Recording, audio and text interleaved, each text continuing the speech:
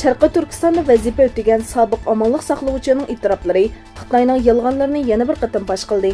Sharqiy Turkistonning Sanji oblastidagi bir yig'ilish lagerida xizmat qilgan va keyin Qozog'istonda panohlik tilashga majbur bo'lgan 39 yoshli qozoq Baymurod Jungay muxbirlarning ziyoratini qabul qilganda Sharqiy Turkistondagi yig'ilish lagerlarining turmidan hech farqi yo'qligini aytdi.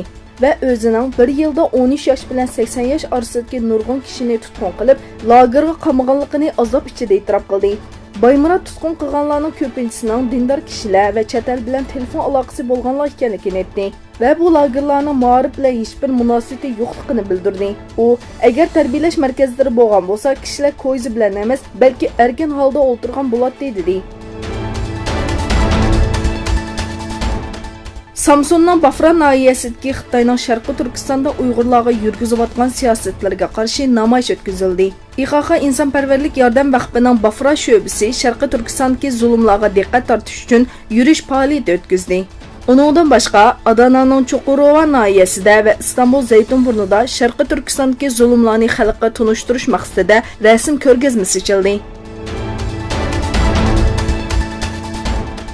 Xitoy hukumati davlat raisi Xi Jinpingning ideyasini keng tarqatish uchun yangi bir yanfon detal ishlab chiqardi. Kompartiyaning 90 milliondan ortiq a'zosining telefonlariga tushirilishi talab qilingan bu detal bu hafta olma mahsulotlarda WeChat va TikTokda ishib eng ko'p tushirilgan detal bo'ldi. Bu yumshoq detalning to'liq nomi kuchli davlatni o'rganish bo'lib, lekin o'rganish, ya'ni shueshi so'zi Xi Jinpingning familiyasini o'z ichiga olgan bo'lg'achqa Xi Jinpingni o'rganish degan ma'no berdi.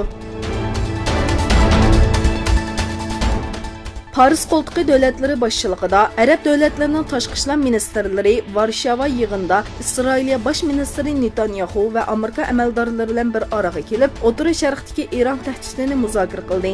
Amerika boshchiligida Polshaning poytaxti Varshavada o'tkazilgan O'rta Sharq temasidagi yig'inda Arab davlatlarining tashqi ishlar ministrlari tunji qatim Isroiliya bosh ministri bilan bir ustalda o'tirib, Eron tahdidi masalasini muzokara qildi.